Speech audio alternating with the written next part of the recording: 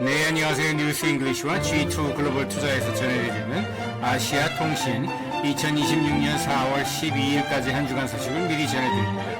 타이완의 야당이죠. 국민당 총재가 이번 주 중에 엿새를 일정으로 중국을 방문을 해서 시진핑 주석과 베이징에서 면담을 가질 예정입니다.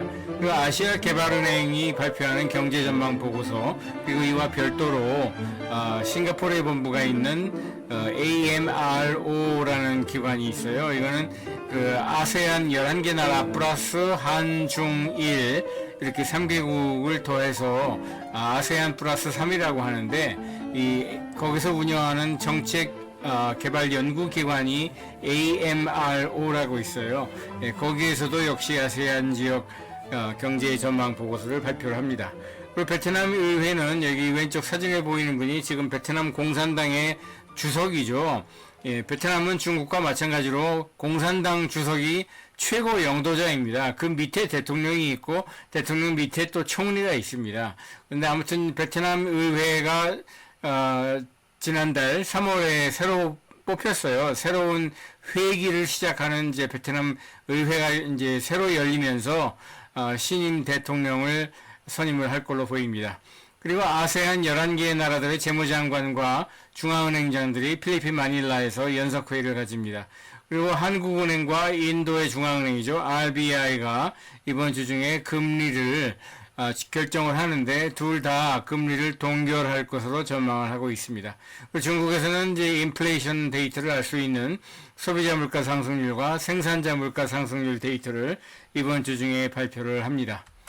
자, 그럼 한 꼭지씩 제가 짚어드리겠습니다. 먼저 4월 6일 월요일, 그저께죠. 4월 6일 월요일은 이 암로라고 하죠. 아세안 플러스 3의 경제정책 연구기관입니다. 암로는 뭐의 약자냐면은 아세안 Monetary Research Organization의 약자입니다.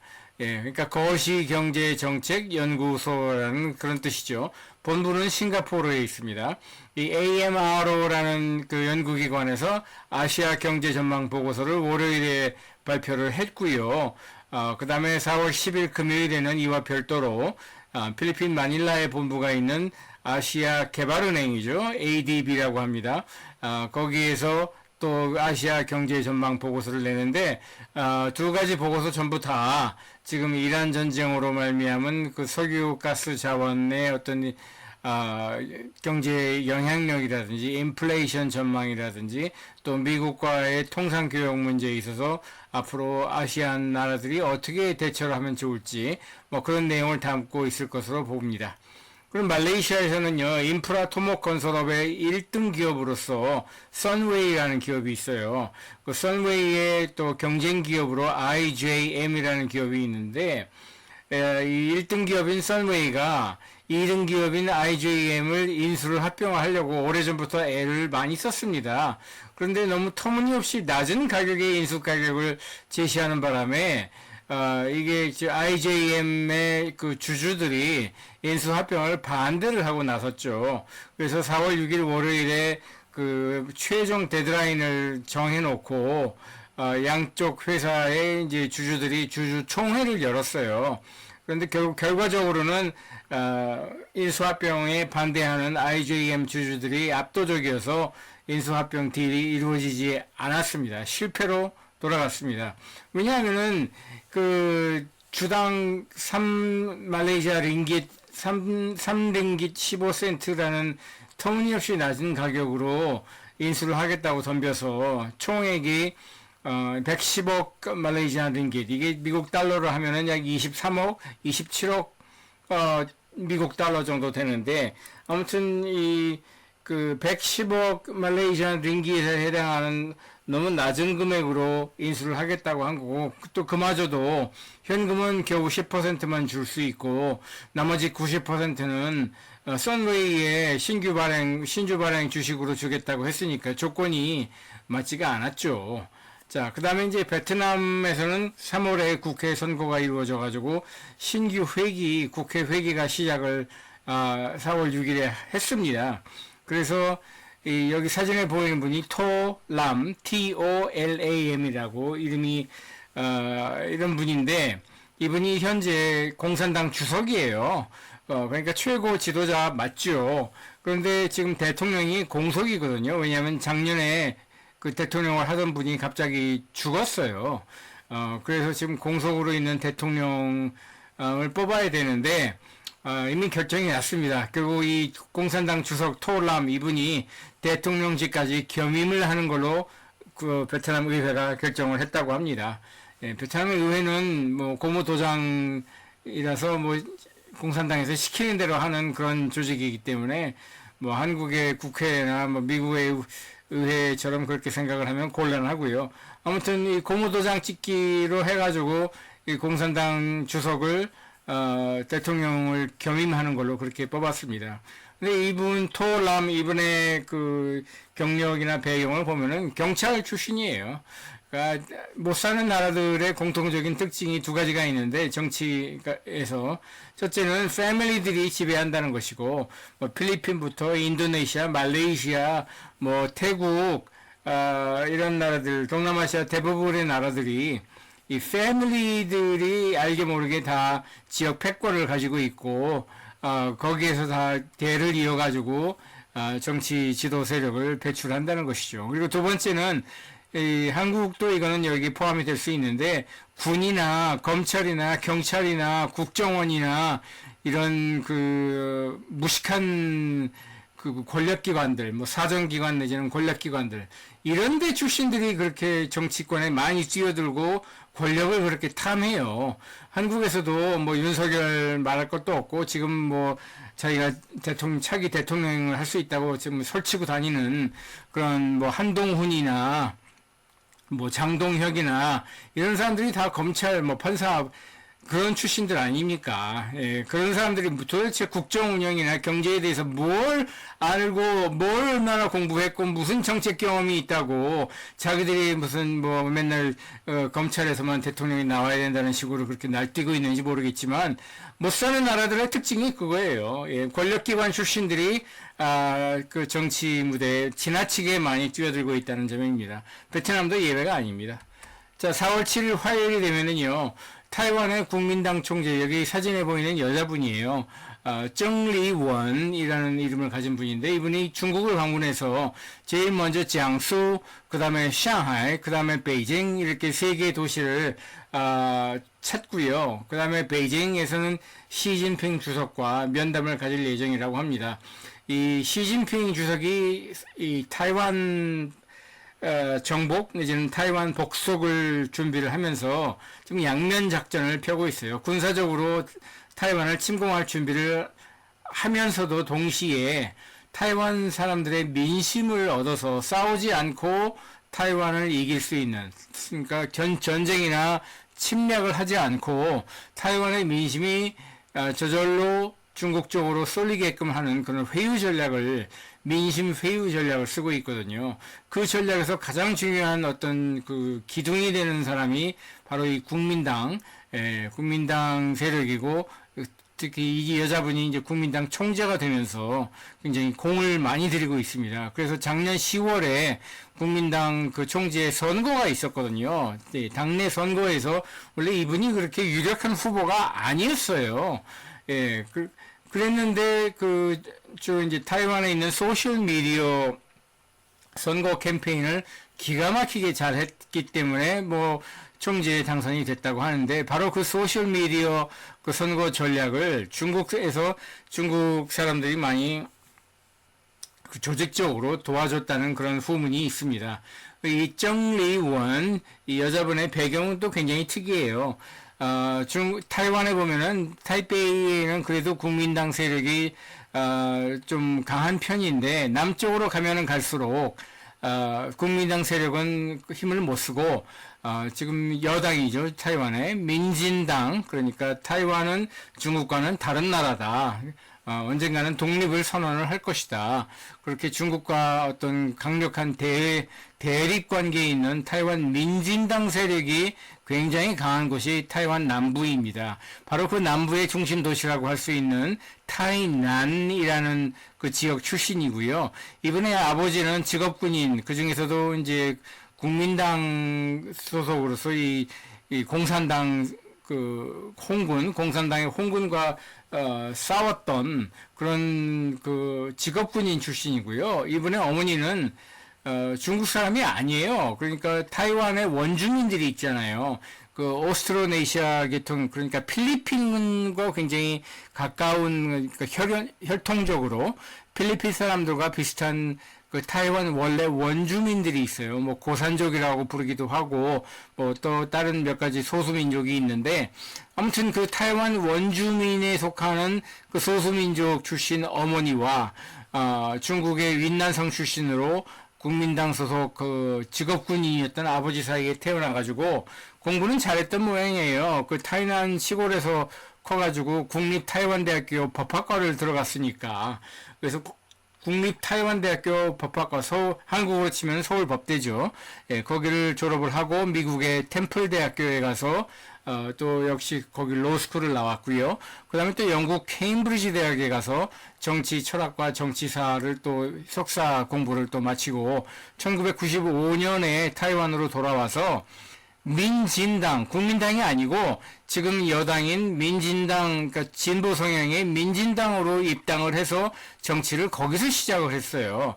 그랬는데 5년 뒤인 2000년도에 뭔가 일이 틀어져 가지고 민진당을 탈퇴를 하고 제3당 조그만 군소 정당으로 들어갔습니다.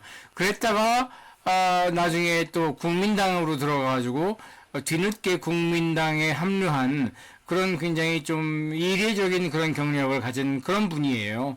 예, 그래서 원래 국민당의 원래 본류 지지 세력은 장개석과 함께 중국 본토에서 쫓겨나온 그런 어떤 그런 세력인데, 그런 세력과는 전혀 관계가 없는 그런 사람이 국민당 총재가 된 겁니다.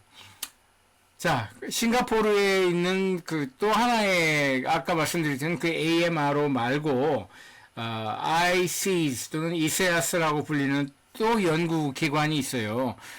싱가포르 건국의 아버지 하면 리광야오를 꼽는 분들이 거의 다죠. 근데 싱가포르의 리광야오를 도와줘가지고 2인자로서 싱가포르 독립에 지대한 공을 세웠고, 또 사실 리광야오 총리가 모든 것을 다 할 수 없으니까, 리광야오 총리의 오른팔 역할을 했던 아주 뛰어난 행정가로서 고스웨이칭이라는 또 분이, 역시 이제 중국계죠. 그런 분이 있었는데, 그분이 세운 연구기관이에요. 그러니까 대학이라고는 할 수 없고 대학원이라고도 할 수 없는데, 아무튼 한국으로 말하면 국책연구기관 같은 곳이죠.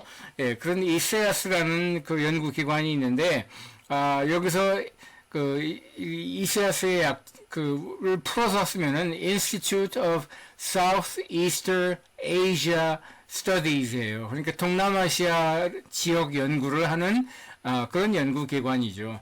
거기에서 Southeast Asia 2026이라는 보고서를 4월 7일 화요일 어제 발표를 했습니다. 그래서 그 보고서에서 다루는 내용은 남진아해를 중심으로 중국의 어떤 영토의 위협, 그리고 미국 트럼프 정부의 그런 무지막지한 관세 정책이나 이런 보호무역주의, 이런 내용을 다루고 있습니다.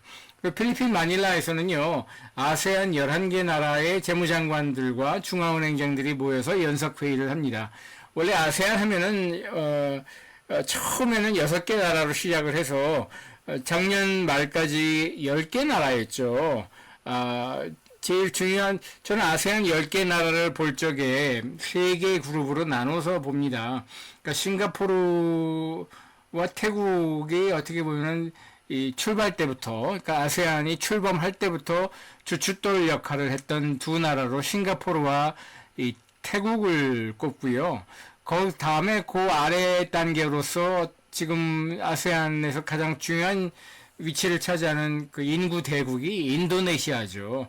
그리고 인도네시아와 언어도 굉장히 비슷하고 민족도 거의 비슷한 말레이시아가 있죠. 그리고 경제 발전 속도가 가장 빠른 베트남을 빼놓을 수가 없고요. 예, 그래서 인도네시아와 베트남과 말레이시아 이렇게 세 개의 나라를 어떻게 보면 아세안 11개 나라들 중에 중핵 또는 가운데 몸통에 해당하는 나라들로 저는 보고 있고요.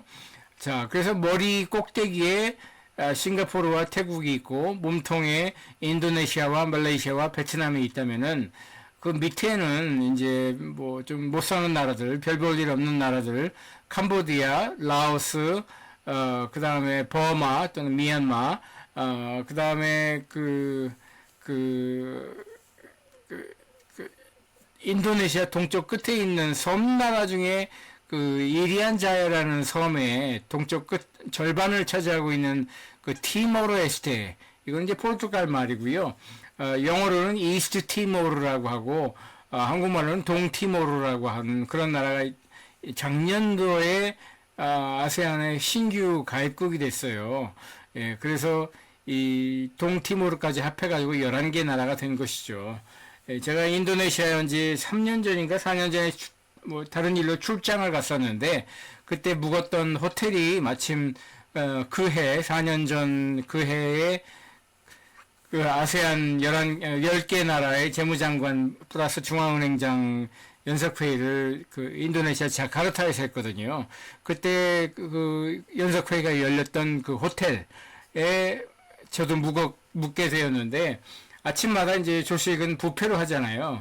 근데 사람이 너무너무 많은 거예요. 그래서 모르는 사람들과 테이블을 같이 앉아야 되는데 그때 제가 언젠가 한 번은 아침 조식 식사를 브루나이를 아까 빼먹었네요. 브루나이도 아세안 10개 나라 중에 하나였죠. 그 브루나이의 그 재무장관하고 중앙은행장 이 두 분하고 저하고 같이 먹었어요. 예, 근데 그 경호원들이 따라 붙더라고요, 꼭. 예, 그래서 그때 기억이 아직도 생생한데, 아무튼 그 회의를 올해는 그 4월 7일 어제는 필리핀 마닐라에서 개최를 했다고 합니다. 주요 아젠다로서는 금융업을 어떻게 좀 더 긴밀하게 통합을 할 것인가, 11개 나라들에서, 그리고 이제 규제 협력, 그 다음에 자본시장 개발 협력 등 아젠다를 주로 다룰 것이라고 합니다. 4월 8일 수요일, 오늘이죠. 오늘이 되면은 이 사진에 보이는 것처럼 터치 타이완이라는 이 트레이드 쇼, 그러니까 그 업계 전시회가 타이베이에서 열려요. 이게 뭐냐면 이제 주로 이제 터치 스크린을 비롯한 그 스마트 디스플레이와 옵티컬 필름 하는 이 전기 전자 부품 소재 기업들이 참석하는 그런 그 업계의 전시회입니다. 그래서 주요 참석하는 기업으로는 이제 먼저 이제 타이완 기업으로 델타 일렉트로닉스와 이노룩스 이런 기업들이 참여를 하고요. 그다음에 글로벌 기업으로서는 머크라든지 또 미국의 코닝이라든지 이런 기업들도 이번 전시회에 참석을 한다고 합니다. 그리고 이제 RBI, 인도의 중앙은행, Reserve Bank of India라고 하죠. 네, 인도의 중앙은행이 금리를 동결할 것으로 저는 전망을 했고 실제 그렇게 동결을 했습니다. 예, 이렇게 동결을 해야 되는 그런 배경에는 작년도 2025년 한 해 동안에 125bps, 그러니까 1.25%포인트나 금리를 이미 인하를 했고요. 지금 이란 전쟁이 벌어지고 있는 상황에서 석유를 거의 전부 다 외국에서 수입해야 되는 인도로서는 인플레이션을 경계를 할 수밖에 없는 것이죠. 그래서 금리를 사실 금리를 내리고 싶은데 내리지는 못하고 인플레이션을 경계하는 차원에서 금리를 동결을 했다고 봅니다. 자, 4월 9일 목요일이 되면은요. 여기 왼쪽 차트에 보이는 것이 주가 흐름이죠. 근데 어떤 기업이냐면은 이제 곡선이 두 개가 있는데 위에 쪽 곡선은 일본 니케이 225 지수, 그러니까 일본의 대기업들만을 추린 한국의 코스피와 같은 그 주가 시장 지수주고, 그 아래에 있는 것이 이제 코드로 도쿄 주식시장에서 9983이라는 코드로 거래가 되는 바로 Fast Retailing. 네, 한국에서는 유니클로라는 의류 브랜드로 더 잘 알려져 있죠. 네, 그 패스트 리테일링의 주가 흐름, 지난 1년 동안 주가 흐름입니다. 근데 1년 동안 주가 흐름은 이렇게 니케이 지수가 더 많이 올랐죠. 66% 올랐고, 9983 패스트 리테일링은 56%가 올랐지만, 최근 3개월만 놓고 봤을 적에는 이게 반대가 돼가지고, 이 패스트 리테일링이 10%가 올랐고 니케이 지수는 그보다 조금 못해서 8%가 지금 올랐어요. 예, 그래서 제가 봤을 적에는 일본의 소비재 기업으로서는 도레이라는 섬유 기업과 함께 이 유니클로를 만드는 패스트 리테일링이 가장 그래도 안정적으로 수익을 내는 굉장히 좋은 비즈니스 모델을 가진 그런 우량한 기업이라고 저는 생각을 합니다. 또 실적 발표를 하는 또 우량한 기업으로서는 세븐앤아이, 그러니까 세븐일레븐을 운영하는 그 컨비니언스 스토어, 그러니까 편의점 운영 기업이죠. 네, 지금 세계 최고의 편의점 기업이라고 할 수 있고 한국의 편의점 3사들 또 전부 다 이 일본의 세븐일레븐을 지금 벤치마킹을 많이 하는 걸로 알고 있습니다. 그 다음에 인도의 그 타타 컨설턴시라고 뭐 말은 컨설턴시지만 사실은 그 아웃소싱 하는 기업이에요. 그런데 규모가 좀 크니까 이게 인도 기업도 저희가 좀 주목하는 그런 기업 중에 하나입니다. 그리고 4월 10일 금요일이 되면은요, 한국은행이 아마 지금 이창용 총재가 마지막으로 주관하는 금융통합위원회가 열리게 될 텐데, 새로운 그 신현송 총재가 이제 취임을 하기 직전에 마지막으로 금리 결정을 하면서 금리를 동결할 것으로 전망을 하고 있습니다. 그리고 여기 왼쪽 차트에 보이는 것은 지난 2014년부터 2026년 3월까지 중국의 인플레이션을 보여주고 있어요. 짙은 노란색 또는 오렌지색으로 보이는 것이 소비자 물가 상승률 CPI고요. 그 다음에 옅은 그 하늘색 또는 그 하늘색으로 보이는 것이 이제 PPI 생산자 물가 상승률과 CPI 소비자 물가 상승률을 합한 것의 평균치예요. 예, 그리고 이제 회색 곡선이 PPI 생산자 물가 상승률만 따로 떼놓은 것이고요. 그 다음에 이제 빨간색으로 GDP 디플레이터라고 나온 것이 이제 그 GDP 추이죠. 이렇게 네 가지를 보여주고 있는데요. 자, 인플레이션을 봤을 적에 중국은 지금 점선으로 0.0에 한 것이 이제 그 밑으로 전부 다 지금 그 점선에 걸쳐 있거나 점선 아래쪽으로 지금 떨어져 있잖아요. 벌써 2022년부터 계속 그 인플레이션이 마이너스. 그러니까 디플레이션 상태죠. 예, 인플레이션이 아니라 디플레이션이 문제가 되는 게 중국인데 가장 큰 배경은 역시 부동산 경기 침체 때문에 가계 소비가 늘어나지 않고 중국 정부나 공산당이 아무리 애를 써도 사람들이 소비를 하지 않는다는 것이죠.